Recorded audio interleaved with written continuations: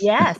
No, but words actually have meaning. Yeah. And so like even the way that we had to define liberal, I mean, that comes Hmm. from some Latin roots that we could talk about what it meant when it was originally put together. Hmm. The example that I like to give is definition.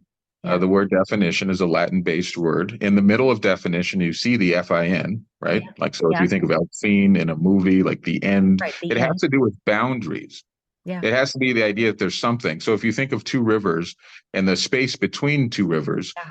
a word is what's in between the two rivers, not what's on the other side of the rivers. Right. It means this right here. So it's even in our words. So if you can get kids to start breaking down words, Yes. start to understand that words have meaning. Yeah. And the reason why that's important is if we're going to really be able to communicate with each other, Hmm. we need to know what we're saying. I Yeah. mean, we have to set the table with words that we have agreement on so that we can actually have a reasonable conversation about what it Yes. is that we're trying to argue about or discuss or find out what is true. Yes. The other element, of course, is Latin was what was spoken by the Romans.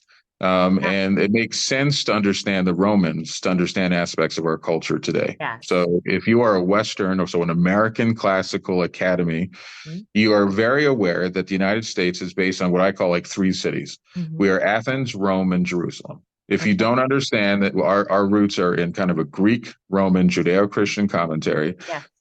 one, I think you're being, well, you're, in my mind, you're frankly somewhat uneducated and Yes. you're being disingenuous. Now, Yes. you can disagree with those things. Yeah. If you want to say you don't agree with the Greeks or the Romans or the Judeo-Christian commentary, that's fine.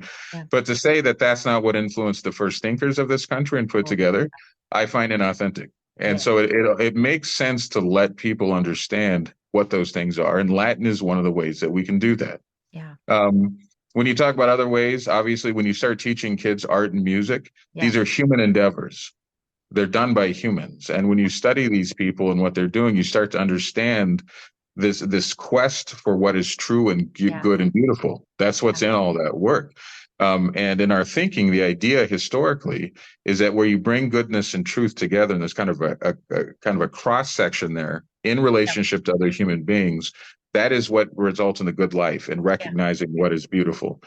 And so, really, when you say, how do we do it? Well, it's introducing kids to all the narratives of this, not only the tools and the skills. So, we have Yeah. to teach them how to read, and they have to know how to write, and they have to learn how to reason and logic.